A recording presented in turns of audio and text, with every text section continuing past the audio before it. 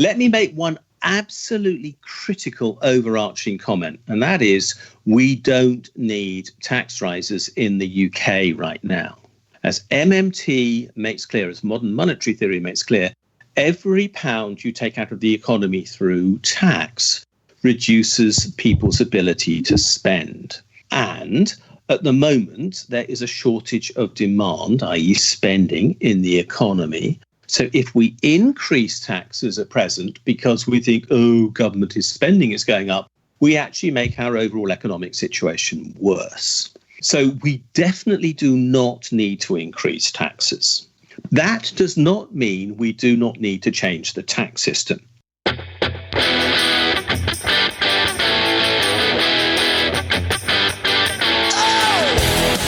This is the MMT Podcast with Patricia Pino and Christian Riley. Hi, I'm Christian Riley and welcome to the Modern Monetary Theory Podcast. You can find us on Twitter at MMT Podcast, and you can support the show by going to patreon.com/MMT Podcast. For as little as $1 a month, you can get early access to all our episodes and patron-only episodes. A big thank you to all our supporters so far. At the beginning there, you heard our guest this week, Professor Richard Murphy, and we're going to be talking to Richard in a moment about, among other things, monetary operations, the Bradbury pound, Jane Austen, yes, really, and the UK government's standoff with the NHS regarding finances. If you were born last week, you'll be amazed to hear that a Conservative government doesn't want to fully fund a nationally cherished institution that helps sick and vulnerable people. But if you're onto solid foods now, you've probably been through the 5 stages of grief regarding the underfunding of the NHS and discovered a 6th stage called cynicism. The cruelty is the point. It's branding. Sorry, I usually leave it a few minutes before I get ideological, but they started it. Am I being unnecessarily harsh? Isn't it the case that the government simply can't spend any more because they're just about to run out of money? Well, I guess the reason humans write things down and do journalism and record things in various ways is so that we don't have to remember all things at all times. So we can choose to understand our past all the way back to, this morning. This morning, the banking system opened, it span into life, and started clearing payments. The payments from the central government to NHS workers were cleared using pound-denominated central bank deposits, also known as reserves, and those reserves were created at the central bank using keystrokes on a computer keyboard, and they were created because the government told the central bank to spend the money. These pounds were created at will by the UK government because the UK government is the monopoly issuer of the British pound. From that point on, these pounds are then moved around a system of electronic ledgers until they're deleted from the system via taxation. This is modern money. To paraphrase MMT founder Warren Mosler, the government neither has nor doesn't have any pounds. It's the scorekeeper for the pound. And given that a scorekeeper with an electronic scoreboard doesn't actually reach into a depleting, leaky bucket of points to put an additional point on the board, you can see clearly that this particular scorekeeper, the UK government, is being ideological when they say they've run out of points and can't possibly alter the scoreboard to stop people dying.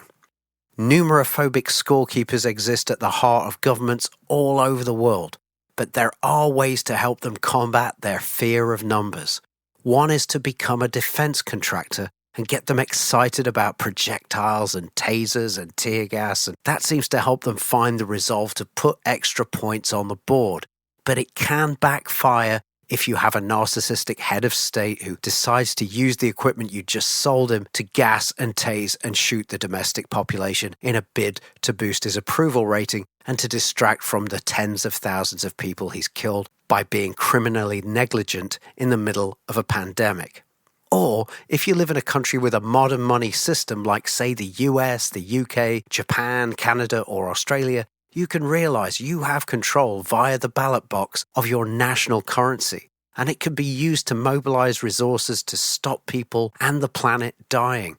I like the sound of that second one. It seems worthwhile to me. But if you are anxious around big numbers, don't worry. We're also going to be talking about subtracting points from the national scoreboard, or as it's more commonly known, taxation. We're going to be talking to Professor Murphy about his work on tax justice viewed through the MMT lens. Because new pounds are issued into existence when the government spends, we know they don't need our tax money to spend. So why do they tax us? The MMT view on the purpose of taxes is also known as chartalism, and it's that the government issues us with tax bills or tax liabilities payable in their unique tokens, called pounds here in the UK, to get us to need their currency so that they can spend these otherwise worthless tokens, these scoreboard points, into existence to buy things to provision the public purpose.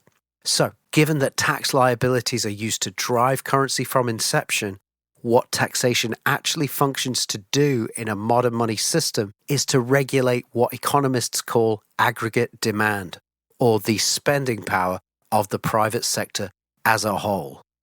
If government spending remains the same, raising taxes removes spending power from the private sector, and lowering taxes boosts the spending power of the private sector, which might be desirable in an economy with rising unemployment and underemployment.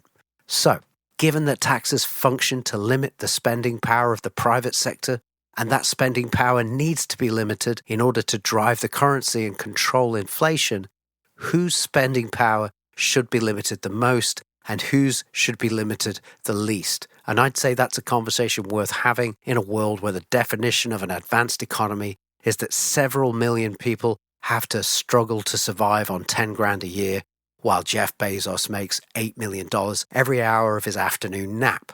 I know we're all just temporarily embarrassed Jeff Bezoses, but I'm convinced there must be some slightly better way to run things. Also, maybe the plural of Bezos is Bezai, I'm not sure. Anyway, we're going to be talking about this and much more in a moment. Before we dive in, just to say, in the show notes for this episode, I've linked to the articles by Richard that we talk about in the interview and to his new YouTube channel. Also in the interview, we talk briefly about the primary MMT tool for controlling inflation, which is the job guarantee. So I've linked to our episodes 4 and 47 with Fidel Kaboub and Pavlina Chernova, and they go into more detail about how the job guarantee or transition job scheme works as a price stabilizing mechanism.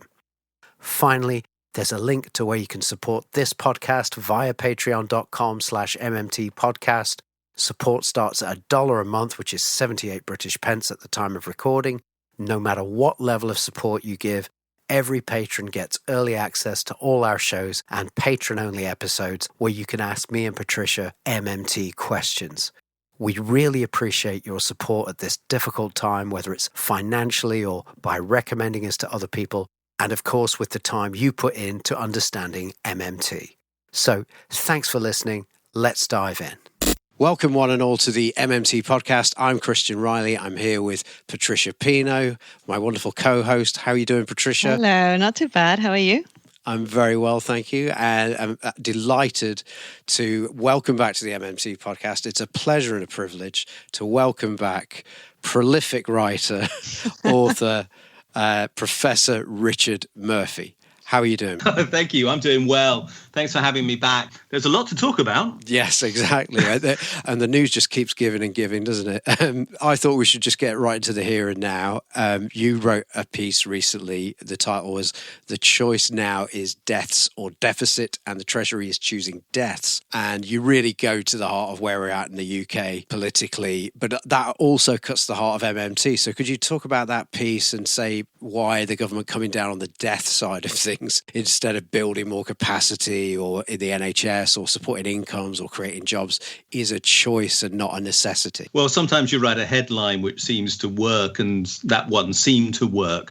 Because this came out of a story that there's a dispute going on between the NHS and the Department of Health and the Treasury over an extra £10 billion of funding for the NHS. And I think we're talking about in England here, by the way. I'm not even sure we're talking about NHS in Scotland and Wales. They get their own separate budgets. But the NHS in England want an extra £10 billion. And The reasons are obvious. First of all, they're stretched to their limits now, and we know there's another risk of COVID-19. As we're recording, I've just heard information from my local hospital that they're preparing for that COVID-19 second wave now. And so they think they need more money. And that seems to me to be completely logical. But the Treasury is resisting, saying they don't need it, and telling them to fall back on things like, oh, let's charge NHS staff for car parking again. You know, the idea that we can find petty savings instead of actually funding what we need. And my point of writing the blog was that this is ridiculous. This year, we are talking about maybe a deficit. Technical term means that government income is 300 billion this year less than what they're going to spend. And that entire sum, literally every penny of it at the moment, is being covered by the Bank of England. They are going to use quantitative easing, the process where the Bank of England buys back government debt from the market once it's been sold into it, to the tune of 300 billion. So in fact, government debt is not going up by 1 penny this year on budget. And yet the Treasury says it can't afford to give 10 billion for absolutely fundamentally vital healthcare support. So what it's really doing is saying we are going to obsess about a deficit that isn't rising in real terms because the government owns the Bank of England, which owns all the new debt issued this year. Therefore, there is no net new debt. But at the same time saying we can't afford to go up by even 10 billion to fund healthcare. Now, this makes no sense at all. And bluntly, it makes me angry. I mean, people often ask me why I write blog posts. Indeed, just before we started this podcast, you said, how many blog posts have you written, Richard? Well, it's 17,380, which is a hell of a lot. And why have I done that? Because I keep getting angry about the stupidity of the decision-making, the unnecessary callousness even of the decision-making that is costing. And in this case, it's literally going to cost lives.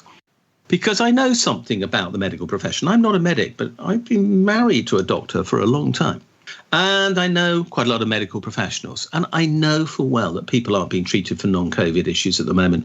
I know that people aren't going to GPs when they should be. I know that critical operations are being postponed. I know there is real medical suffering as a consequence, and there is stress. And this is before we even talk about mental ill health. And 10 billion could help transform that. But the Treasury is saying no, because they are obsessing about a deficit which is of no consequence rather than the reality of life, which is what modern monetary theory looks at. This is what I keep on talking and others keep on talking about. I know you do. I did a presentation with Stephanie Kelton to parliamentarians yesterday where we talked about the realities of the economy and real life rather than money being a constraint. And that's exactly why I wrote that blog post. I was going to say it because Rishi Sunak had said that whatever the NHS needs, and that was kind of the message very early on. And I was really relieved about that. But now that they've got, as you say, that there is QE going on, there is the Ways of Mean facility, which has been extended. As far as I know, the real interest rates are negative at the moment. So, this notion that bond buyers are even paying the government to buy the bonds.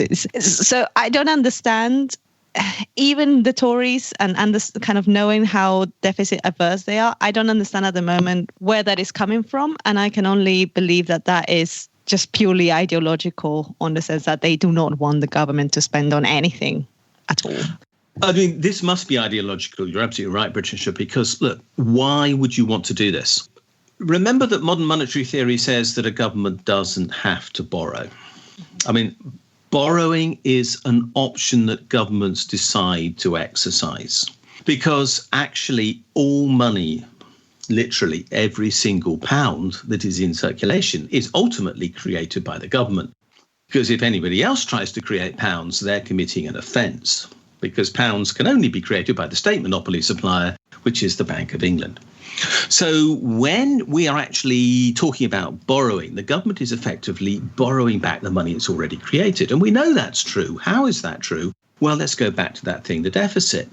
The deficit simply represents the amount of money that the government has spent into the economy that it has not yet reclaimed with taxation. So instead of reclaiming it in taxation, it can instead ask for people to lend it back to it, and it pays interest on that. Now, Patricia, you're right. The amount of interest paid on most of the national debt at present is close to zero. The government can actually issue bonds at the moment at less than 0% interest in some cases. In other words, people are paying to deposit money. That's not true of all the national debt, because, of course, some is old and some is something like national savings and investments. And actually, that's a really important bit. 167 billion, the last time I looked, which was a couple of weeks ago, of national debt is something called national savings and investments. And that's made up of premium bonds and savings accounts, which are particularly popular with older people for some reason. And they're paying an interest rate of 1.1% at the moment. But suppose we're paying 1.1% on 167 million. It's a bit over $1 billion a year. In government terms, that's small change. To the rest of us, that's massive amounts, but to the government, that's small change. And so the government is actually really, when it comes to borrowing, to be thought of much more like a bank than it is like a borrower going along to plead with a bank. The government isn't making a loan. The government is offering people the chance to deposit their savings with it. And I actually did point this out in the presentation I made to Parliament yesterday. And I quoted an authority on monetary finance called Jane Austen. She who wrote Pride and Prejudice.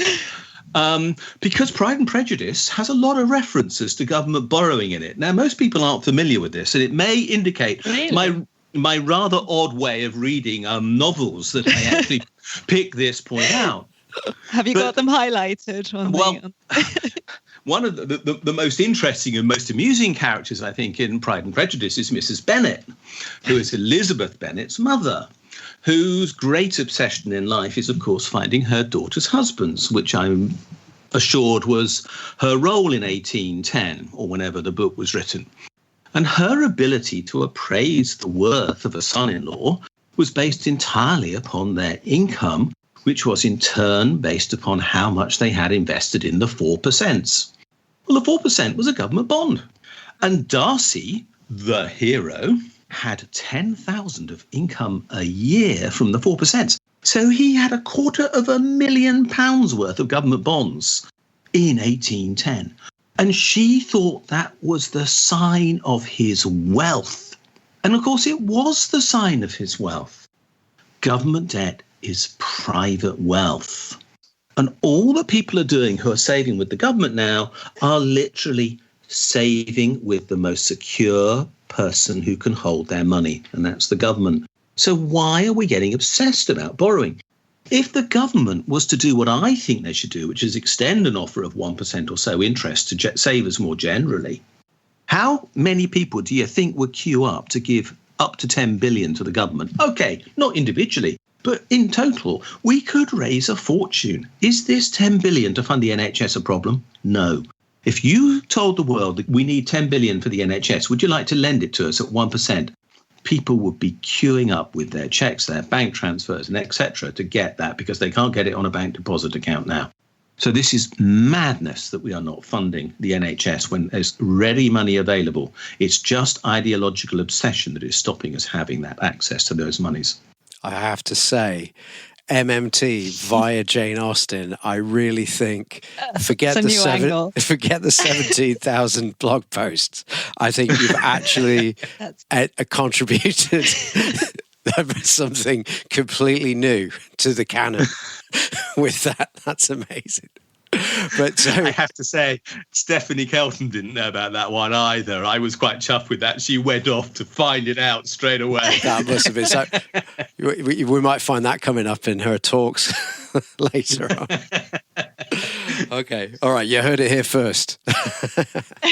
But yeah, so, actually, I'm as surprised as you guys. I thought it would take a while before they got ideological with it. No, it went down really fast. Particularly when they made these statements about we'll do whatever it takes. And the furlough scheme came up pretty quickly, quicker than they acted to on the lockdown front. They realized, okay, it's probably better for us to keep businesses ticking over rather than have them all close up and then have to open up again from zero. So they'd figured all that out. So I thought, it might take them a while, like 3-4 years before they go, oh, look at the debt, we better start paying that down, and that's when they would start talking about cutting the NHS and stuff. But well, Christian, can I actually refer to something, an exchange that happened in Parliament? I mean, we're recording this on the day of the summer statement, and this exchange took place on the afternoon of 8th July, therefore, in Parliament. And it's between Sajid Javid and Rishi Sunak. And Sajid Javid stood up and said, look, interest rates won't stay low forever. Therefore, we've got to control debt, because otherwise, if we don't control debt and have new fiscal rules in place, and we don't cut debt as a proportion of GDP, we are going to hell in a handcart. He didn't quite put the last phrase in, but, he gave a whole list of reasons why we are going to hell in a handcart. And Rishi Sunak said, yep, you're right, Sajid. We've really got to sort this out.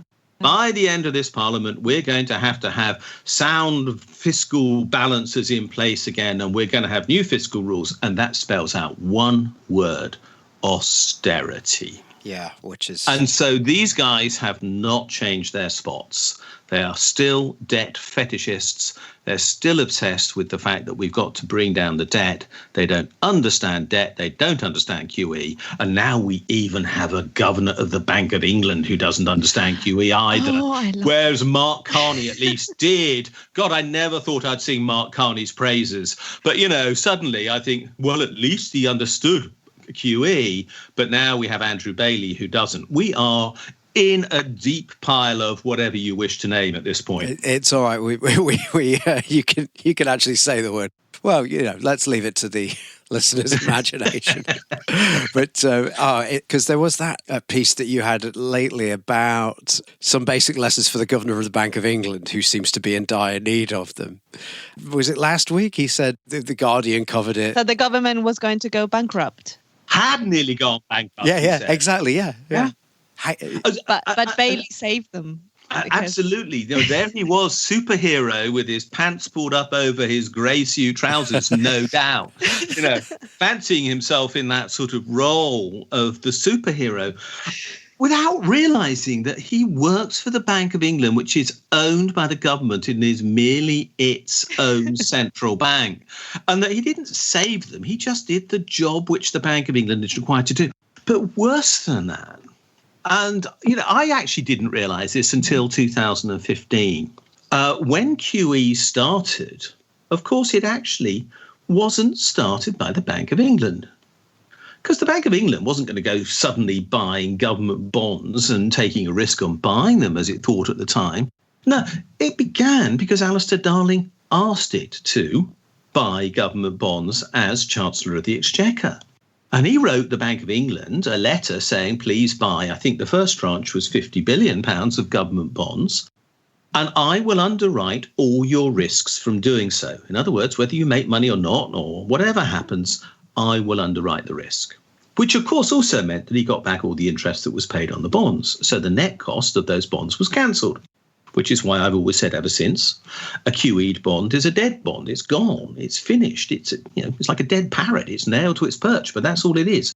So where we are is that every single tranche of QE ever since then has been undertaken on the specific instruction of the Treasury.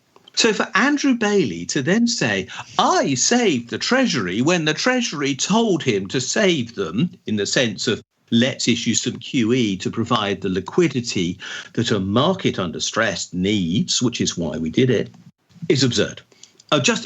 Economically illiterate is the only term you can use. I would just like to step in for any new listeners as well. When you hear commentators say Treasury or Bank of England, if you substitute the word government, yes, it clears the whole thing up. So the governor of the Bank of England is going, the government would have gone broke unless the government had stepped in to stop it going broke. Yeah. The government stopped itself from going broke. Yeah. And Patricia had put a funny tweet out who just sort of said, yeah, it's like saying, I would have gone blind had I not opened my eyes. I had my reservations about Mark Carney, but it's hard to imagine him saying anything like that. I have still got my reservations about Mark Carney, and I now engage with him in a different role on climate change reporting, which is another of my interests in life. But he just was not that financially illiterate. Or at least wise enough not to make comments like that out loud. Yeah, that's also true. But, I now look back to the days of David Cameron and think he wasn't such a bad prime minister after all. So, I mean, we really have set the bar very low these days. Come on. Fair enough. Well, it's like when Ellen DeGeneres sat with George Bush at the Super Bowl. Everybody was, because Trump is so unprecedentedly evil. Now George Bush is like being embraced by liberals who, at the time he was massacring people in Iraq, would not have embraced him and might have actually held his feet to the fire. It's just our culture is just, zooming to the right at an alarming rate, basically. Yeah, but nobody's forgiven Tony Blair yet, let's be clear. Yes, yeah. Nobody on this call. And no one will. Good. So just before we started, I think the podcast we were talking about Rishi Sunak's mini budget of today. And I was just wanting to ask you, which part of it did you dislike the most? Oh, which part did I dislike the most? Look, there was... Yeah, let's go negative straight away. Well, look, there was nothing I really liked. So we're only talking about, negative scores here. The stamp duty is just a pure gift to house buyers. Or house sellers, not buyers. We know full well that if the average stamp duty that is going to be waived is $4,500, tonight on Rightmove, the average price of a house in the UK has gone up by $4,500 because people could afford the house with the stamp duty yesterday. Now they'll pay the $4,500 extra for the house instead. That's what always happens. So that is a completely useless move of no advantage to anybody whatsoever, except the government's got $4 billion less. Oh, that's 40% of what's needed for the NHS next year. Then we have the ridiculousness of the £9 billion supposedly being given out to encourage employers to keep their furloughed staff in employment from November through to January. This one takes some award for economic incompetence because the amount of money given to an employer for taking an employee back is £1,000. Now, average pay in the UK is coming on for £30,000 now. So roughly, and I'm going to round the numbers, £2,500 a month for an employee who's going to be going back on furlough. And with that many people on furlough, we can say that the average person on furlough is earning average pay. So to employ somebody from November through to January to get the £1,000 prize, they've got to pay out 3 lots of £7,500 plus the employer's national insurance at 13% plus a 7% pension contribution. So that's $7,500 plus another 20% is another £1,500. So they're going to have to pay out over $9,000 to claim £1,000 back. Nobody is going to decide to retain an employee to win £1,000 at a cost of paying out a net £8,000. If they can't afford to have that employee back, they're not going to have them back anyway. So these £1,000 are going to go to the employers who could always take their employees back anyway and didn't need a financial incentive to do so. Now, it's not going to go to 9 million returning furloughed employees because unfortunately, and this is something that really does make me angry, we are going to face massive rates of unemployment in the UK soon. I talk quite often to Danny Blanchflower, who I think is one of the leading labour theory economists with regard to the UK, although he teaches in the States. And we both agree that we're talking about unemployment of around 6 million in our estimate at the moment. So a fair number of furloughed people aren't going to return. But if 6 million furloughed people return to work, that's £6 billion given away unnecessarily. Oh, by the way, we just had £4 billion of wasted stamp duty and £6 billion of wasted job retention money, which is £10 billion, which is the money that the NHS needs, which apparently the Treasury can't find for it. So I've solved the Treasury's problem on finding the money because they just don't need to literally, as Boris Johnson would say, spaff it up the wall on stupid schemes. We can just go on. £50 vouchers or something for going out, or £10 vouchers for going out. 50%. Was it £50 or 50% vouchers? There's a 50%, £10 per person, isn't it? Here's a tenner, go and have a pint. Well, no, you can't have a pint. Oh, can you not? Oh, sorry. No, you're not allowed a pint. Okay. I mean, I can see that my son, who's living in his university accommodation during the summer, is going to have takeaways on Mondays to Wednesdays for free right now, because why not? And that takes the cost off me, which is even better. Presuming, of course, we haven't got a COVID second wave, which is going to make that scheme look a little silly. And I'm hoping we haven't got a COVID second wave, but I'm well aware that hospitals are preparing for it. So, that's another stupid scheme, and on and on. I mean, nothing made sense. It was technically interesting today to hear Annalisa Dodds for Labour come back with a very strong response. Technically, her response today was actually everything that I would almost have expected, although she didn't talk MMT. She did at least understand, for example, we don't need tax increases. And in that sense, she's heard some of the messages, I hope. So we were hearing a very incompetent chancellor and a slightly, no more than slightly incompetent shadow chancellor. She had a great day. He had a lousy one. Well, I don't think not even even the mainstream economists would at the moment, not think that what we need to worry about is a deficit. No one thinks that. It's not just MMTers, or are they? Oh, come on, Patricia. You haven't haven't been listening to Paul Johnson from the IFS today, have you? I mean, I find the IFS, the Institute for Fiscal Studies, who are considered to be, for those who are not familiar with them, these are the words we're going to bleep out. I'm not going to bleep out anything here. They are supposedly the premier economic think tank in the UK. And I'm afraid to say they're micro, right? They're micro, not macro. They're intensely microeconomic. And for those, again, who don't understand the difference between micro and macro. Micro is about individuals and businesses and households. Macro is about government. The Institute for Fiscal Studies talks frequently about government economics, macroeconomics, and hasn't a clue about the issue and thinks it's just big micro. That is the classic problem of microeconomists. They think that governments run the same way as households. They don't. And if modern monetary theory teaches us anything, it is that if you believe it's true for a household, almost exactly the opposite is true for a government. I mean, you can't quite flip the coin the other side, but quite often if you want a starting assumption, presume that it's the other side of the equation. And that's an entirely appropriate thing to do. Because, if a household wants to cut its costs, well, it can. It cuts its spending. But if a government cuts its costs and cuts its spending, that's somebody's income in the same country that's disappeared. The two sides of the equation balance in the case of a household. They can cut their costs and they don't have to cut their income. But in the government, that's what follows.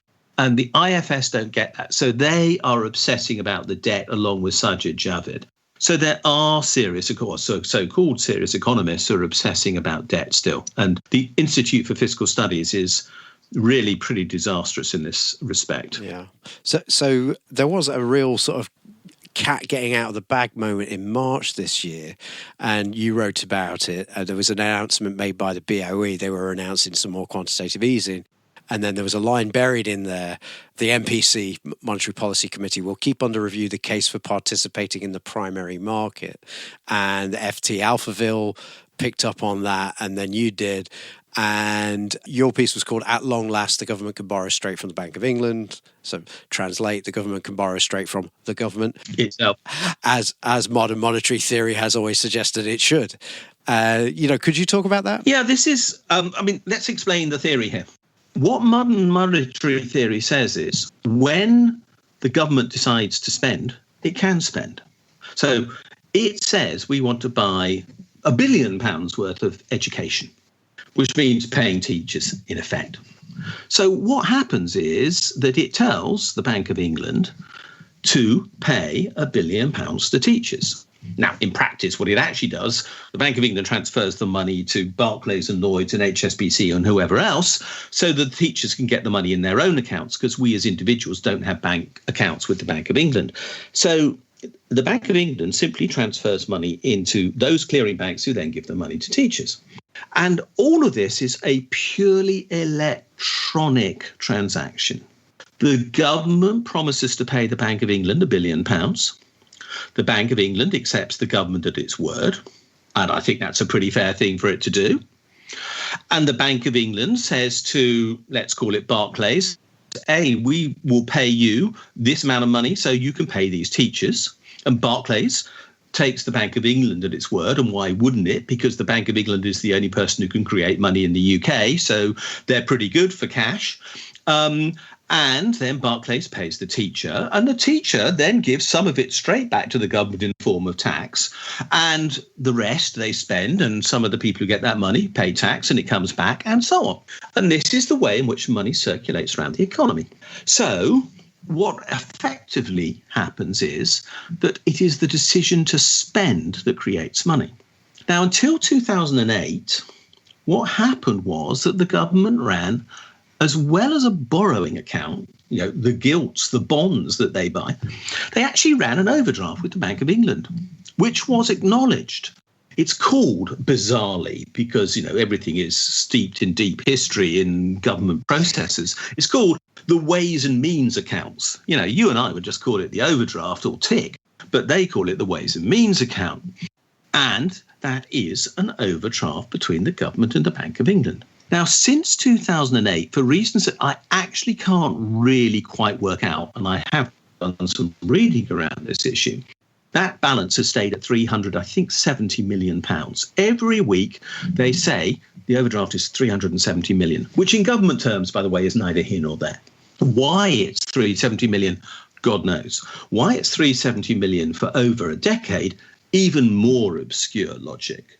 But I don't believe the number, which is very deeply cynical of me as a chartered accountant and as an auditor. I think that is a con trick.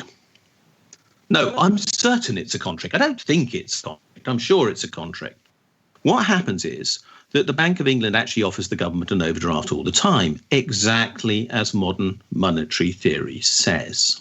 But on Thursday each week, they clear the balance down to 370 million. How do they do that? They issue what are called Treasury bills. Now, Treasury bills are incredibly short-term government bonds. They can literally last overnight. They can last 3 days. They very rarely last longer than 7 days. After that, they become government bonds. So they're a very short-term financing measure. So instead of leaving the money on overdraft, they actually issue a bill instead to make it look as though there's no overdraft being running. So I could think there is a con going on. But what they've now said is that the government can actually use the Ways and Means account as an overdraft quite explicitly without having to clear it. And up to 20 billion could be run on overdraft. I mean, it's completely meaningless. It's the government offering itself an overdraft. It's about a bit like my right pocket saying to my left pocket, you can borrow 10 quid out of this pocket and put it into that one. And then, frankly, it could agree to be 10,000 because it's still all on my body, it's all still mine. But they're saying it's 20 billion at the moment. So the government can now literally run an overdraft. It doesn't have to go out into the bond market to borrow money. I think they've extended this facility because I believe there could be a crisis in the government bond market. In other words, they think that 1 week they go to the market and say, please buy 10 billion of bonds. And the banks will say, sorry, we can't afford to do that. I have no idea why they think that will be the case, because there is no liquidity crisis in UK banking at this moment anyway. But just in case that was to happen, they've said you can have the overdraft facility. So that's why it's sitting in place. It hasn't been used. Andrew Bailey virtually said this will be used over my dead body, but the Treasury insists he gave it. This is, again, this silly turf war between Treasury and Bank of England on here, as if they're separate organisations when they're not. But I believe that's what the worry is.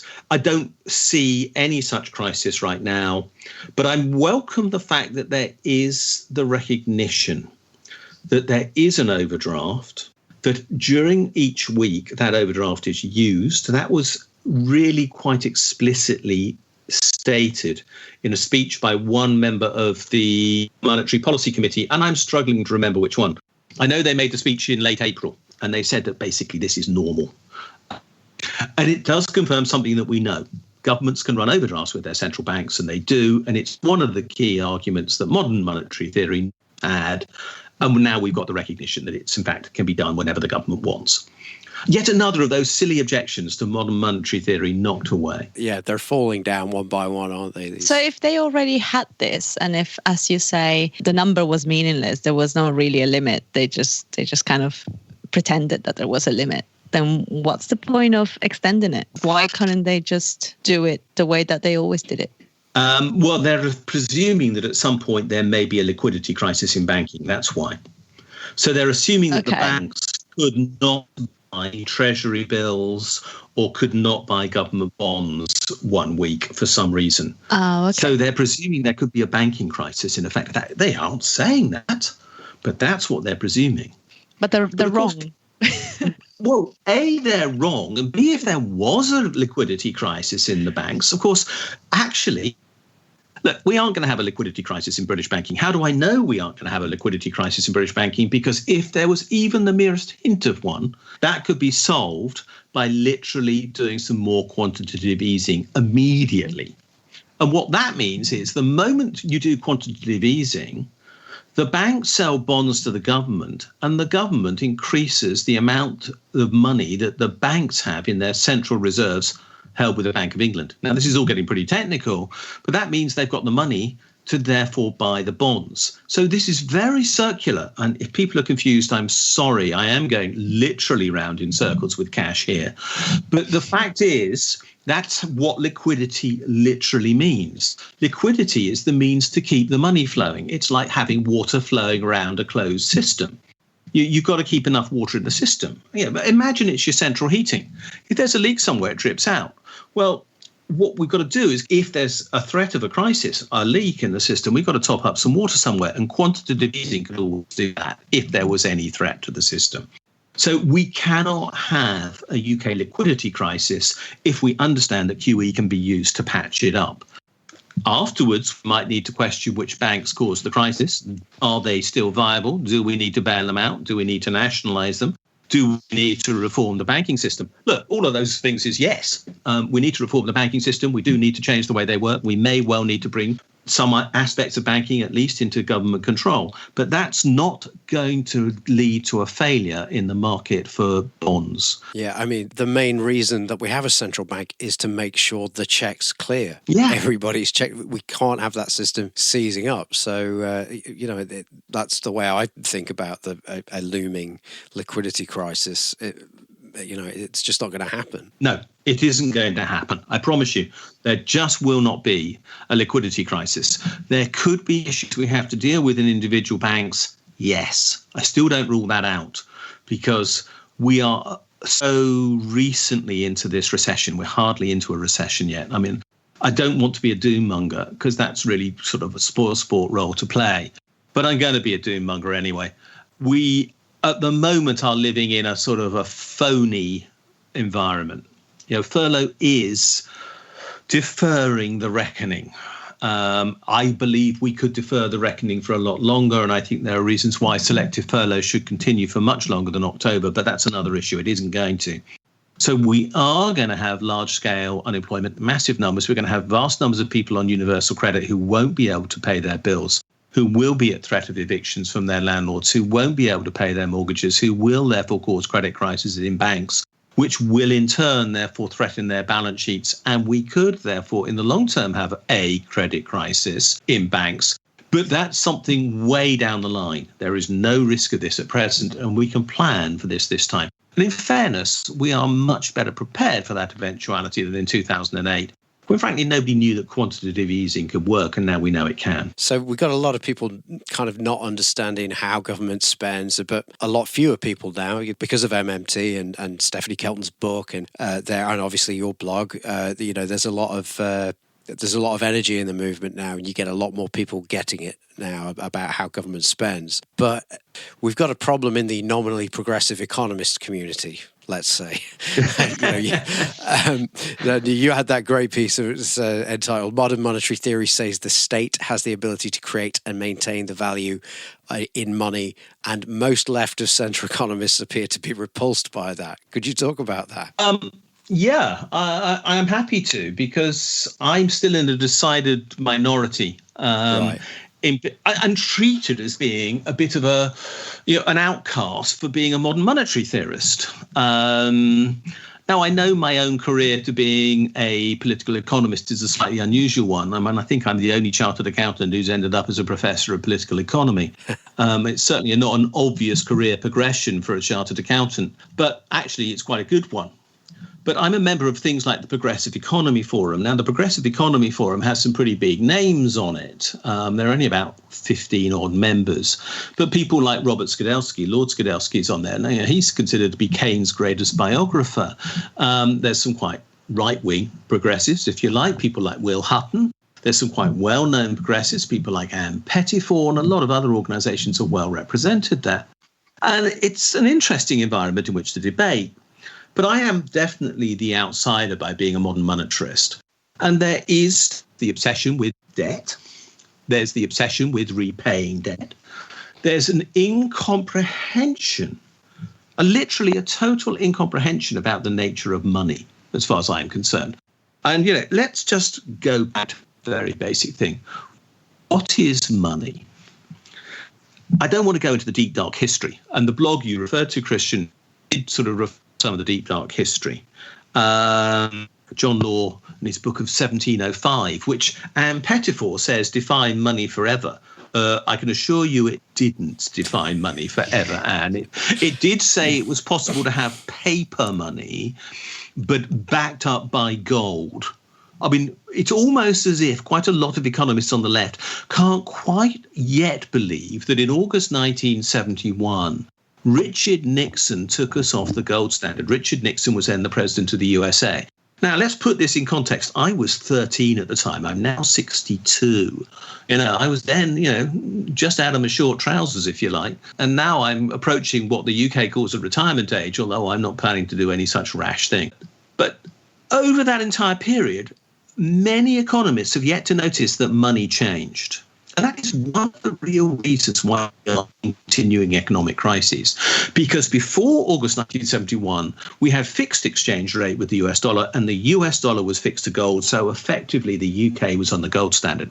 That meant that your pound note, and there were pound notes in 1971, there were even 10 shilling notes, which was a 50p note, unbelievably, in 1971. I remember them well. These things had an asset backing. That promise to pay printed on your note meant you could go into the bank and, in theory, ask for gold. They didn't give it to you. But in theory, you could.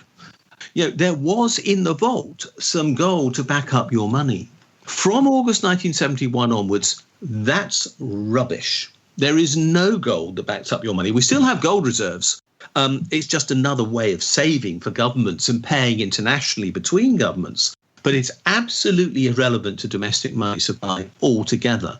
Money is what's called fiat money. It's simply a promise to pay. Money has absolutely no inherent worth at all, except that people accept its money. And why do they accept its money? Because the banks will accept it as money. And in particular, banks will accept it as money because the Bank of England will accept it as money, which is unsurprising because they made it. And they'll accept it in payment of tax. That is what gives money its value. But when I point this idea out to progressive economists, they don't want to accept that theory of money. In effect, lots of them are in denial to the extent that they're virtually still on the gold standard. And that is strange, isn't it, Richard? Because even before 1971, even in Adam Smith, there's that line about a prince that can give value to paper money by accepting it in payment of taxes. It's chartalism. It's got a longer history. It's just odd that they've not come across that. Sorry to interrupt. Yeah, well, we've known, Anne Pettifor was right when she says that, we've known about paper money since 1705. The first experiment, by the way, was completely disastrous because there was a promise that there was gold to back it up and there wasn't, which is just about the worst mistake you can make. If you're going to say there's gold, make sure there's gold. Sure. At least we don't make the mistake. Now we don't make that mistake. We don't even pretend there's gold and there isn't gold. And it doesn't matter because people accept money as money.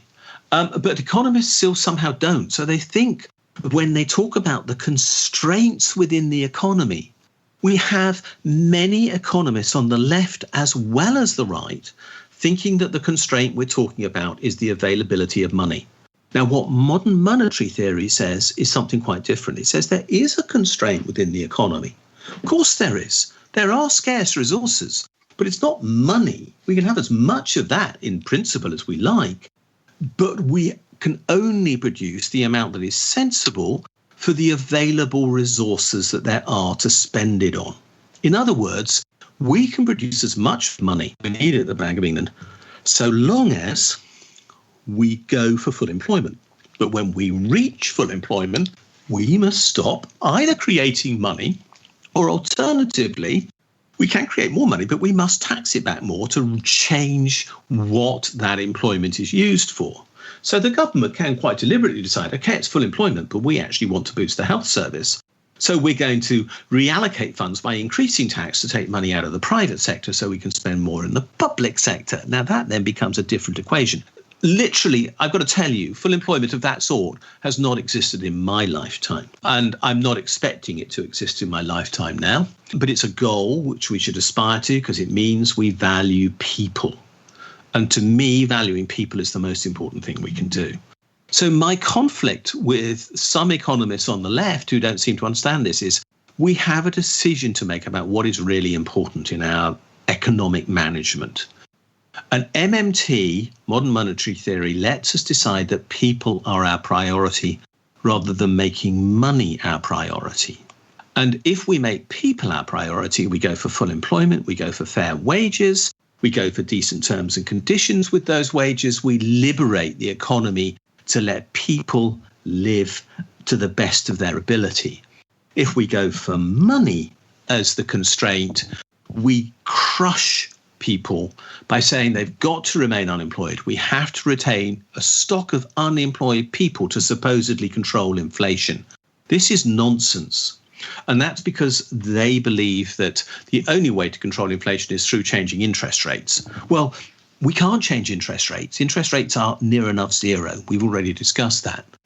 No serious person, well, Sajid Javid thinks that interest rates are going up, but anybody else who's serious, does not think there's any chance of interest rates rising for a very long time, precisely because quantitative easing will make sure it won't. Because we now know how to control interest rates through central bank operations in a way we never did before 2008. So we can't change interest rates. Therefore, the only way we can control inflation if we don't use taxes to control inflation is unemployment.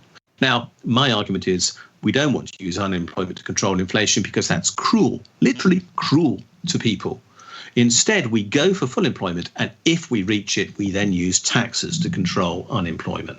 And I would rather pay tax and know that everybody I know has a chance of a fair livelihood than possibly insist on having several million people unemployed to control the risk of inflation, which nobody thinks is likely to happen either. Absolutely, absolutely. So in that article about the problem that we're having with our nominally progressive economists, you mention Keynes's greatest contribution to World War I was the introduction of what was called the Bradbury pound. I don't think we've talked about that on this podcast. Could you tell our listeners about that? The Bradbury pound is a really interesting history. John Bradbury was the man after whom it was named. I think he was probably as surprised as anyone to discover that he had pound notes named after him. At the beginning of the First World War, remember, we were all on the gold standard. So money was gold, quite literally. And when money was owed between countries, we literally shipped gold between countries. And what happened at the outbreak of the First World War was that London was the epicenter of the world financial system, the world trading system. And so there was more gold in London than there was anywhere else in the world. But it was running out very rapidly, very quickly for two reasons. One, there was a lot of gold owed to the UK from Germany, which wasn't going to be paid. And two, we were paying people for the war very fast. So there was a crisis around gold. And there wasn't gold in the Bank of England to back up the value of the pound notes in issue. And John Maynard Keynes, who later became Lord Keynes, came up with this very odd idea, which was completely resented by the banking authorities, that the Treasury, not the Bank of England, the Treasury would issue pound notes, which were to be used as if they were backed by gold, but weren't. They were green. They were printed on one side only, rather like greenbacks. And they were signed by John Bradbury, and they went into circulation after 4 days of bank holidays when the government didn't know how to pay its debts because it hadn't got enough gold. And everybody said, well, these are issued by the government. That's fine. We'll accept them. We don't mind. Looks like a pound note issued by the government, so we'll use them. And the Treasury was completely aghast. They presumed that gold mattered to people, and it suddenly realised gold didn't matter to people. They could actually issue notes which were not backed by gold. Anyway, that's how, literally, the liquidity crisis of the shortage of gold at the beginning of the First World War was solved. Keynes solved the problem of funding the war by issuing pounds. And they stayed in issue after the war. The last one was withdrawn in 1928. And of course, what they did was they took all this money out of circulation after the First World War. And where did we end up? With a massive financial crisis, because there wasn't enough money left in the economy to let the money flow. Bradbury pounds were needed, but the government never had the courage to do them again. Right. I just wanted to shift to taxation now, because that's your wheelhouse, yeah. Richard. Clean sheet of paper. How would you structure a fair and just tax system for the UK right now? I know that's a huge question and probably unfair, but there you go. How would I do it? Look, I'm writing a whole series at the moment called Tax After Coronavirus, which is TACS, which says tax. One has to come up with little puns to keep oneself happy in this current environment. And I'm thinking about what we need to do. Let me make one absolutely critical overarching comment, and that is we don't need tax rises in the UK right now. As MMT makes clear, as modern monetary theory makes clear, every pound you take out of the economy through tax reduces people's ability to spend. And at the moment, there is a shortage of demand, i.e. spending, in the economy. So if we increase taxes at present because we think, government is spending is going up, we actually make our overall economic situation worse. So we definitely do not need to increase taxes. That does not mean we do not need to change the tax system. I was recently asked to think about how you would create a tax system for an independent Scotland. And I said, well, I wouldn't want to start from here, i.e. the tax system that England would give it, which is inevitably where it would have to start, which is exactly what Ireland had to do in 1922, because I've looked at that as a precedent. You know, we have a pretty dire tax system in the UK in many ways. What's wrong with it? We tax income from labour much more than we do income from investments. We tax wealth almost not at all. Our tax system is really not very green, and so we are not encouraging people to actually move to a sustainable basis.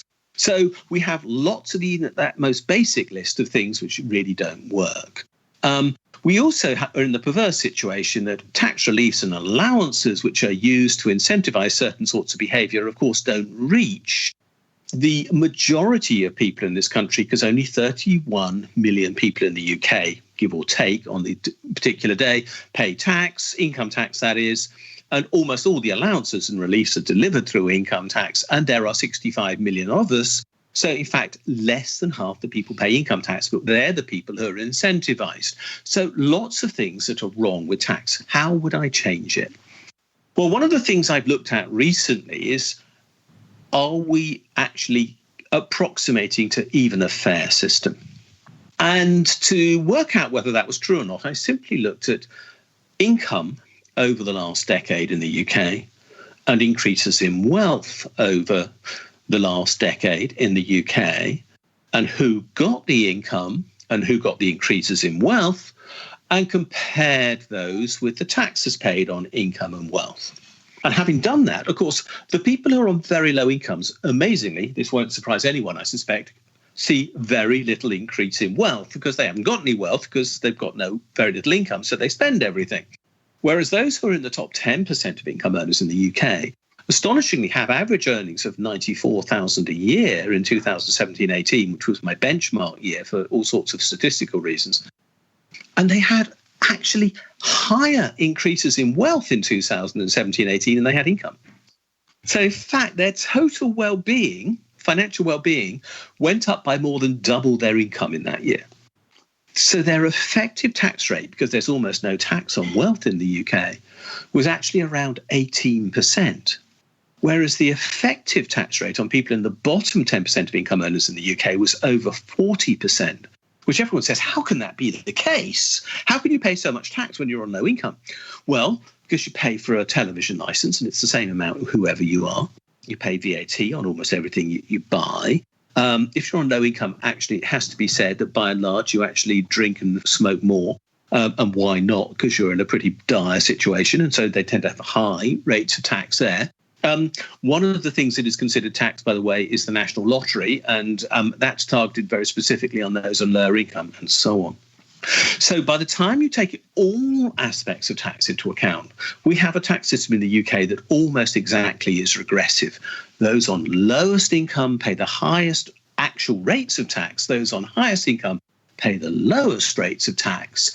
And if we just equalise the rates across the system so that wealth and income were charged the tax at the same rate, you couldn't do this in practice. But if you could, in theory, do that, there's an extra 174 billion we could raise by charging wealth to tax at the same rate as income. Now, I'm not pretending that we raise 174 billion. I'm not pretending that we need to raise 174 billion. I did the exercise to show that we undertax wealth. So if I was to be given a complete clean slate to make changes, not to rewrite everything, to make changes as the tax system as it now is, I would be increasing taxes on wealth and reducing taxes for those on the lowest level of income. That would be my simple, straightforward, single message: redistribute through the tax system. And the great thing about modern monetary theory is that it says we're not dependent upon tax to fund government services. Tax is instead reclaiming the money that the government has already spent into the economy. So because we're not dependent upon tax to fund government services, it liberates tax to undertake other social functions, one of which is redistribution. And we really do need to redistribute at the moment. And the reason why is straightforward. The wealthy don't spend all their income. Now, that actually has to be glaringly obviously true. That's one of the reasons why they're wealthy. They haven't spent everything. Just think about it. They're wealthy because there's money left over at the end of the week. And those on low incomes don't have money left over at the end of the week. This is not rocket science. But you have to point it out in terms like this to people like Rishi Sunak. And so we need to move money from the wealthy who don't spend at the moment because we have a shortage of demand in the economy to those who are on low incomes who will spend more of what they get to stimulate demand to create jobs in our new caring, sharing economy, which is what I hope we'll get. So there's a social and an economic purpose for redistribution. Now, I did look at wealth taxation, and I'm unpopular with some on the left because I don't think a pure wealth tax is a great idea. And I'm going to summarise these numbers roughly. There's around £12.7 trillion supposedly of wealth in the UK at present. But by the time you've taken out people's homes, and by the time you've taken out pension funds, which is over $5.5 trillion of that, and you've taken out things like ISAs, which are government incentivised, in fact, and then you take out the value of people's personal assets, things like their cars. It's going to be pretty rough to charge a wealth tax on somebody's car, and nigh on impossible to assess. You actually end up with not a lot left over, which is actually the free floating wealth that you can easily charge to tax. So it's only something like 900 billion to £1 trillion only. But wealth taxes tend to be charged at only 1 or 2%. So we could raise 10 billion, 20 billion at most, relatively small sums. Now, I could do much better than that by changing the way in which we tax the benefits to the wealthy and the income from wealth. Income from wealth is not subject to national insurance in the UK. National insurance for most people in work actually is 23% or more of their income. It's the employer's part and the employee's part. Actually, sorry, it's 25% of income, near enough.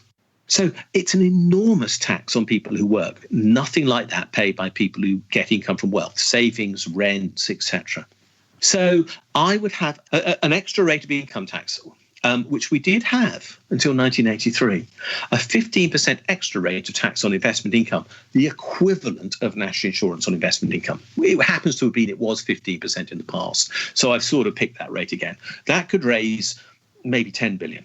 I would also restrict all tax allowances to the basic rate of tax. It's pretty darned absurd that somebody who pays 40% tax in the UK, when they pay £1 into their pension scheme, they get a 40p subsidy from the government.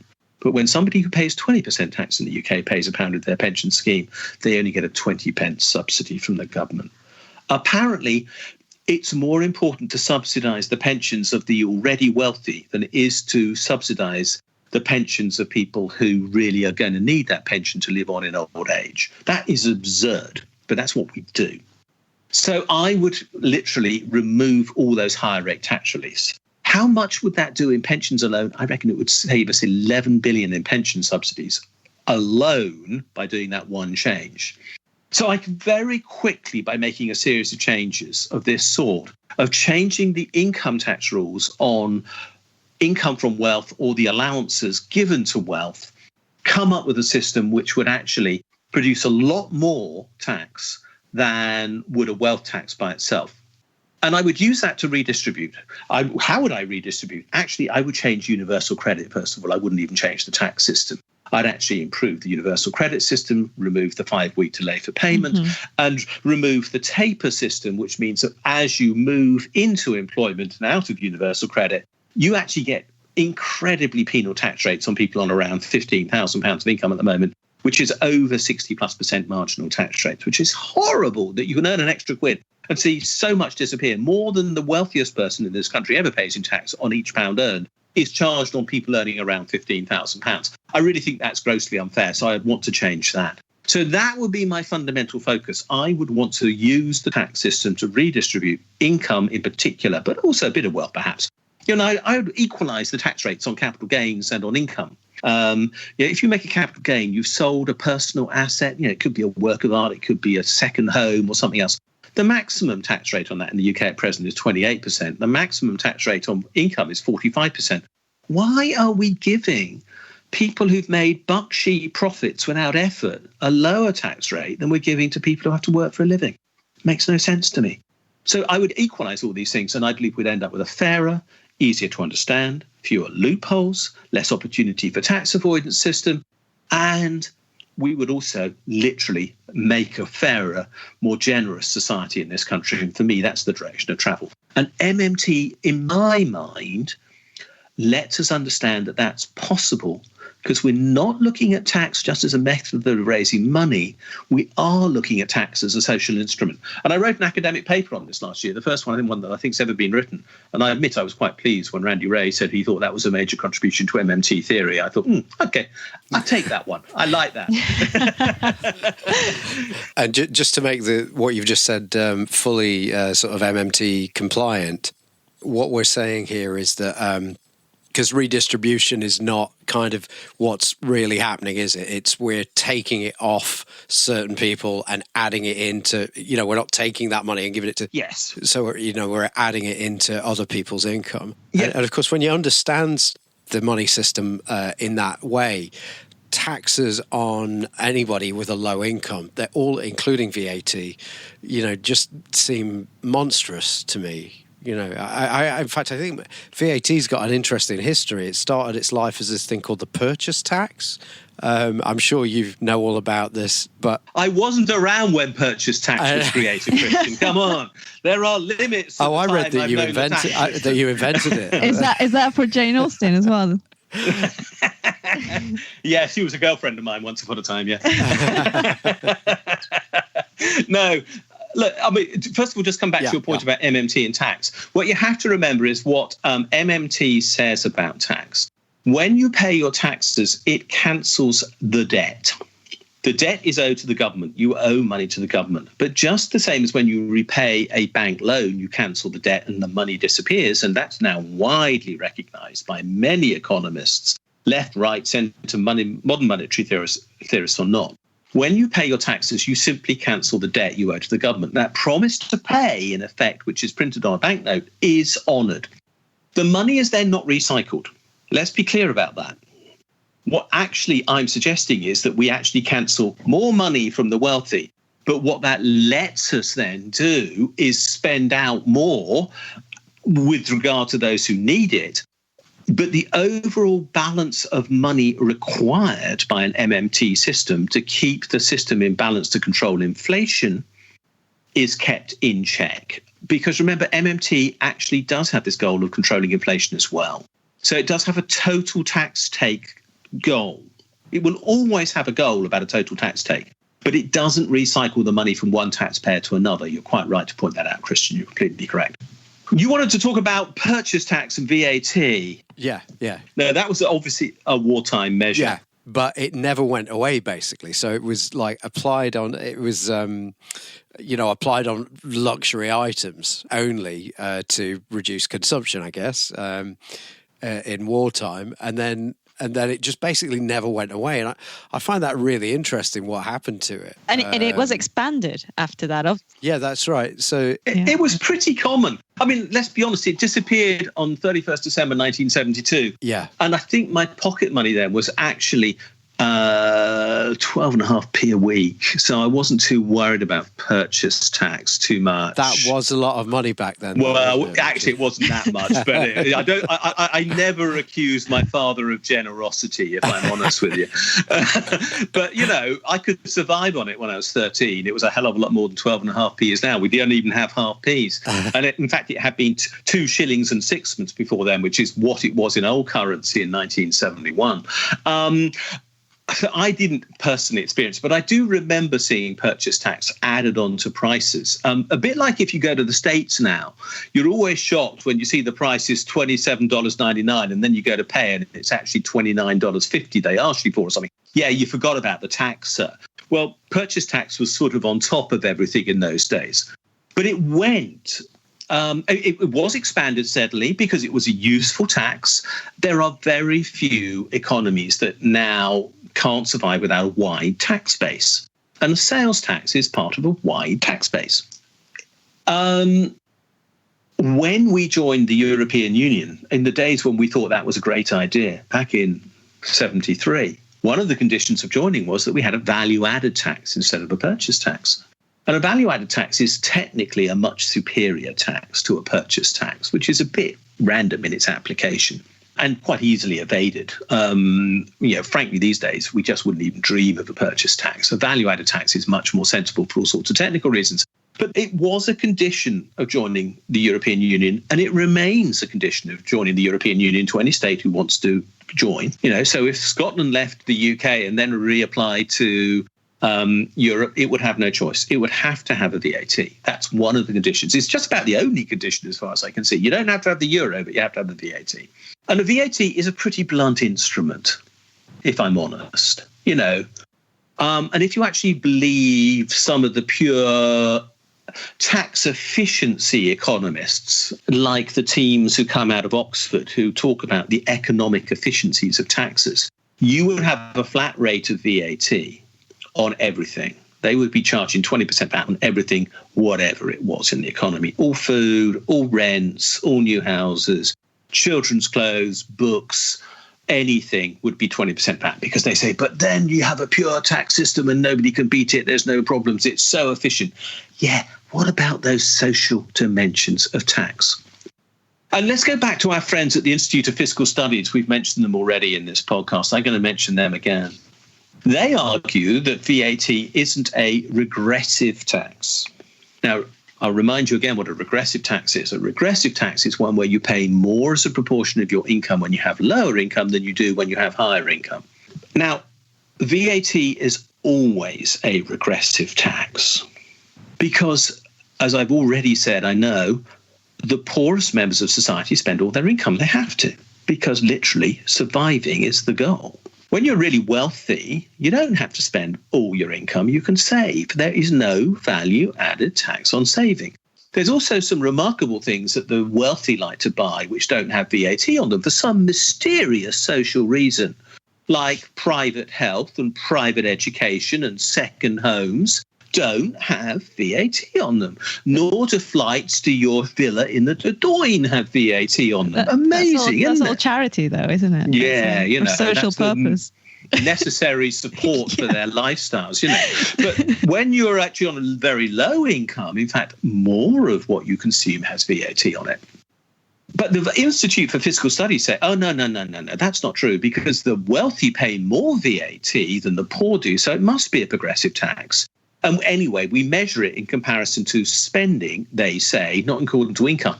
They literally rip up all the rules to try and claim that VAT is a socially progressive tax. It isn't. It's regressive. It always charges the poorest in society a higher proportion of their income than the richest. And so there are major problems with it. Now, let's not totally dismiss that as a concern and say it's a bad tax, because a part of the world I know quite well is Scandinavia. I've done quite a lot of work in Scandinavia over the last few years. I go to Copenhagen a lot because I work at the Copenhagen Business School with some really interesting colleagues there on occasions, and I lecture there too. VAT rates are higher in Copenhagen than they are in the UK, but the tax system is more fair than the UK because their benefit system is vastly more generous than the UK's is to compensate for the fact they charge more VAT. So you do have to look at these things in the whole, in the round. You can't say it's a bad tax system because it has a VAT, but it's a bad tax system if it has a VAT and there's no compensation inside universal credit or a better alternative to universal credit for the fact there's VAT. The alternative is, and I would love to do more work on this, is to create something which is quite different. We do need tax. We need tax in an MMT system because we need to cancel government spending to prevent inflation. We need something which is capable of responding quickly to changes in economic circumstances so that if ever there was a risk of inflation, we actually have a variable instrument to deal with that risk of inflation. And one of the big arguments used against MMT is, but no government would put up tax to deal with the risk of inflation. They couldn't do it, or they couldn't do it quickly enough. Well, one of the great advantages of indirect taxes, and indirect taxes are things on anything other than income, so value-added tax is an indirect tax, is that you tend to be able to change them very quickly. I would love there to be a variable and progressive tax that we could use in our economy, which would actually be literally progressive because the rich would pay more. And I believe the answer to that, by the way, is a tax on the money flowing through our bank account, a financial transaction tax on our bank accounts, which would be charged at little or nothing for most people. But you know what? The wealthy have most money flowing through their bank accounts. It's because they're wealthy. And you would have a higher rate of tax on money flowing through bank accounts as the amount of money flowing through them went up. So you could actually create a progressive financial transaction tax on money flowing through bank accounts. And people used to say, you can't do that because people would then bank offshore. They'd all move their money to Jersey. Yeah, no, they couldn't anymore, because I've been involved in tax justice campaigning for as long as I've been blogging. That's 17 years. And we've now beaten that problem. We get information now from tax havens on who from the UK has accounts in those places, and we can get the data. So if they try to avoid paying their progressive consumption tax, or this progressive financial transaction tax, we could actually just literally get the data and charge them. So I believe we could come up with something better than VAT now. It's something I would like to do and research, because I believe it's the missing component in MMT, that flexible tool to beat inflation, which wouldn't require us to use income tax for that purpose. My automated response to the MMT doesn't work because we can't trust politicians to raise taxes at the right time is that's the reason why the only policy in MMT is the job guarantee. It's an automatic stabilizer. Yeah. If you discount that, then yes, it looks like all MMT is saying is like, raise taxes only when inflation becomes a problem. But actually, what's really happening is we're saying no, we're anchoring the value of the currency to its most crucial input, which is labour. Yes. Yeah. But also that notion, because I've heard that a couple of times as well, that, you can increase interest rates or decrease interest rates faster than you can apply new taxes. But then you hear economists say that interest rate changes, even by, MMTers believe that interest rates are very ineffective as a means to control inflation anyway.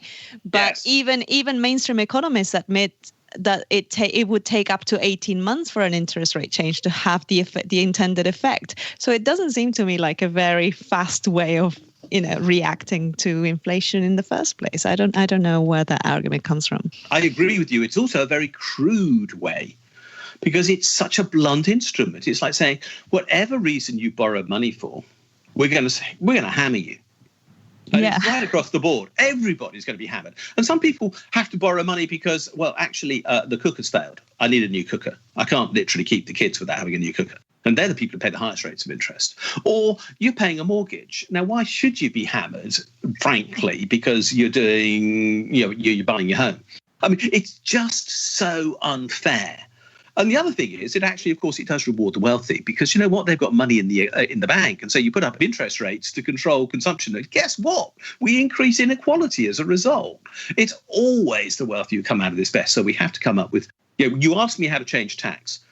Well, I'm afraid to say, I believe we have to tax the wealthy more to create a better, more flexible economic management system.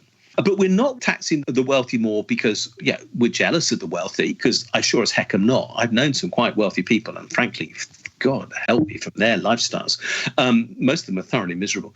But no, I'm not jealous of the wealthy. I really don't care about the fact they're wealthy. We're taxing them because actually leaving money dead with the wealthy is actually so bad for the economy, when there are so many people who need money to actually spend. And therefore, if we've got to cancel the impact of government spending, and that, remember, is what tax is for in MMT, we should cancel it with the wealthy, who frankly won't miss the tax they pay anyway, and give more resource, more spending effectively from the government to those on low income, because we'll end up with a better, more vibrant economy and people who will be better off. And what would you say, because we had Randy Ray in the podcast a few weeks back, and what he said about taxing the wealthy was that he believes the wealthy are a threat to our democracy effectively, but he doesn't think taxation is the best way to deal with it. But he's actually for confiscation, which is sort of like a tax, isn't it? I'm not right with Randy. Oh, we've got to... I'm not sure, because I think that I said that in that interview. I don't think I got... Okay. I'm not sure. I'd have to go and listen to it again, but I think that, because that's my position. But what he says is like prevent the income in the first place. Yeah. Once they've got it, it's very hard to get it off them. Yeah, sorry. I think I just put it really crudely, so apologies to Randy if I've misphrased what he said. No, but I agree with what you just said, though, Patricia. I mean, I get the logic. I also see the problems.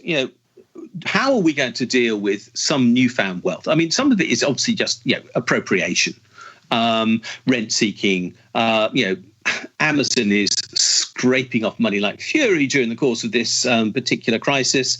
And Jeff Bezos' worth has apparently gone up by over 20 billion as a result of what's happened. How do you deal with that? It's just, didn't Jeff Bezos have like enough money to end world hunger twice or something? It's just... Yeah, I'm sure he has. Well, but he actually, let's also remember, though, he hasn't got the money. That's his value. It's not quite the same as having cash. And that's one of the important things to remember, is that sometimes, these numbers are pretty made up. Actually, there is no money. He's not sitting on a pile of notes or anything else, or he's not sitting on a bank account balance of that lot. That's what they claim his share of Amazon is worth, which is not quite the same thing. So there is a problem of expropriation in those cases, unless you actually got a better solution.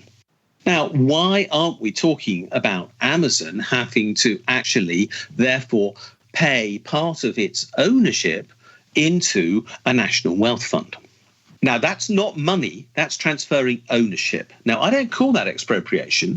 I call that about share, employee ownership relationships, a national wealth fund and so on. But let's also look at that in the context of what's going on right now, right across the UK economy.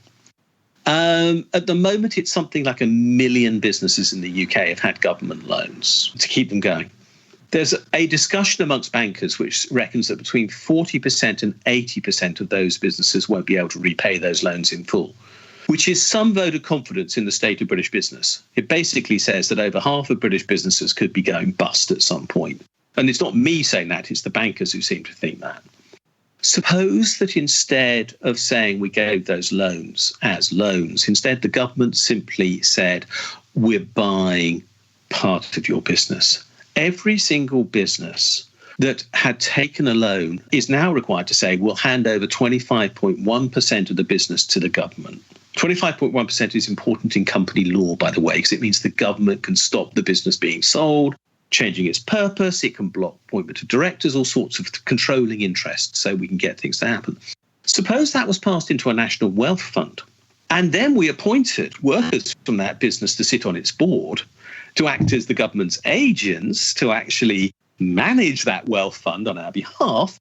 We would suddenly be talking about this expropriation, if you like, but not through money, although we've provided the money by the government being able to create cash, but we're not talking about literally taxing it out of existence now. We're talking about the government's ability to create money to transfer the value of wealth to people.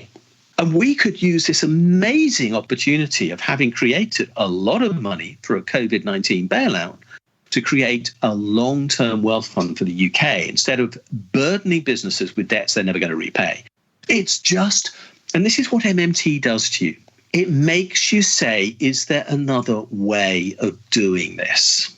When I look at that money, which has been passed from the government through clearing banks to all these businesses, the government says it's a debt, and I say, no, it's equity. And the equity, the share capital that I think we should be saying it represents, should belong to everyone in a national wealth fund, and we should empower employees to hold their employers to account for the use of that money.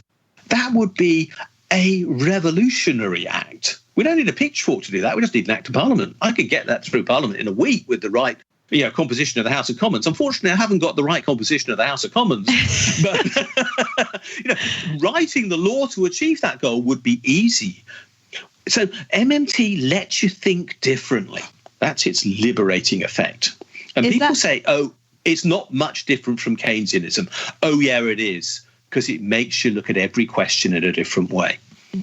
Is that effectively a mass nationalisation programme? No, it's not a nationalisation programme, because I deliberately said we'd take a minority stake in the businesses. Oh, okay. So the owners would still be there. So if we believe, and actually I see some logic to this, and I genuinely do. I've been a director of companies. I've created companies and businesses. If we think that owners are to some extent motivated by ownership and like to have some control, I think should be leaving some of that in place. I think we'd be pushing the pitchfork too far to say, let's get rid of that. We'd be ending up with the problems that actually literally were created in places like Zimbabwe when the people who knew how to farm were thrown off the land with maybe the right social motivation, share the land with the people who have a hereditary right to it. But we lost the skill base. So we would need to do this as a transition, and we need to keep people with that skill base. At the moment, they are largely the owners. They know how their businesses work. So I'm not saying let's get rid of the owners, let's get rid of their ownership stake. I'm saying let's take a stake in their businesses. Let the government act like a venture capitalist, effectively. Dangerous stuff. But actually mimic what the right do and say, no, we'll take a stake.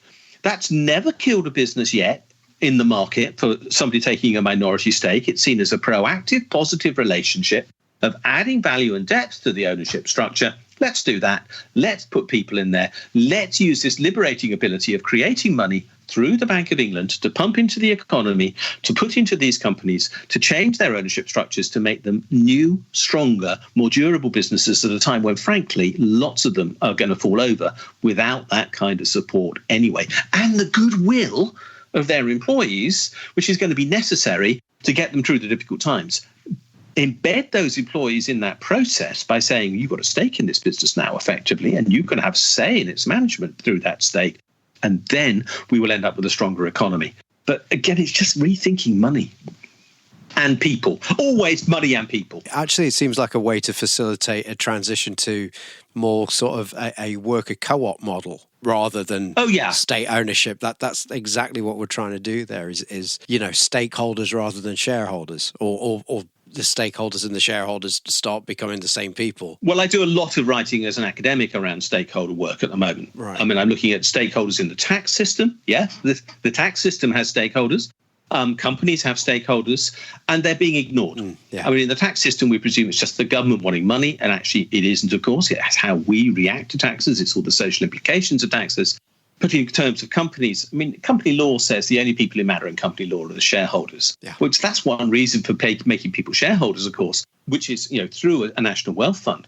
But we should be recognizing that there are many more business stakeholders. There are the trading partners, there are the employees, there's civil society, there's regulators, and of course, there's a tax authority in government. So we need all those things as well. So, we really do have to do all those other things. Richard, it's been an absolute joy to talk to you. Thanks for being so generous with your time. Yes. I hope to do it again in future. If people want to stay current with you, you're starting a YouTube channel, aren't you? Or you have started a YouTube channel with a bit of a mission. It's called Richard Murphy, How to Make the New Normal. Oh, okay. That's good. What is the new normal? Not a new normal, the new normal. We're not going to be general here. I want the real thing. So that's going on. But the links will always be on my blog. So, literally search my name. I'm afraid one of the rewards of writing 17,380 blogs is that normally your name comes up first on Google. So I'm really not hard to find. Richard Murphy, you'll get me. All right. Richard J. Murphy on Twitter as well. There's a lot of Twitter activity goes on every day as well. Excellent. All right, guys. It's been great to talk. I'll look forward to next time. Okay. And thanks Cheers. again. Thanks a lot. Bye. Talk to you soon.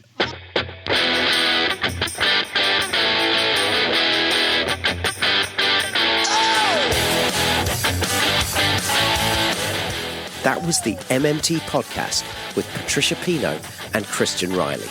Don't forget, you can support the show through Patreon, starting at $1 a month, and get early access to all our episodes and patron-only episodes.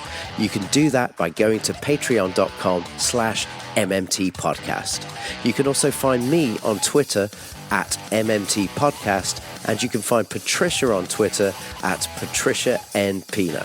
And you can email us at mmtpodcast@outlook.com. Editing and post-production was by Damien Caldwell. Thanks for listening.